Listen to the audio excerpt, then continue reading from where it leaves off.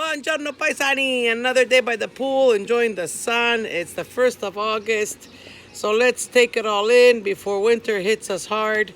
So today's Sicilian word that I want to teach you is ammuttari. What does ammuttari mean? It means to push. In Italian, we say spingere. Let's put it in a sentence.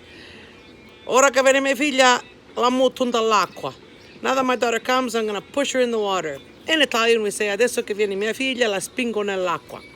So that's today's Sicilian word for you. Keep watching, keep subscribing. If you already haven't, subscribe to Italiani di Montreale Amici on YouTube. The numbers keep rising daily. It's wonderful to see all you followers subscribing. And it's also a good way to keep up with the learning of the Sicilian language, to keep it alive. And on another note, a motivational little quote is, I know we all tend to look for comfort and strength in others, but we must first find it in ourselves. So the strongest person we can turn to is ourselves. And whatever happens to us, whatever we're going through, it's going to make us stronger, and it won't last long because God doesn't give us more than we can handle. So that's it for today. Stay positive, enjoy your day, e ci vediamo presto. Salutamu.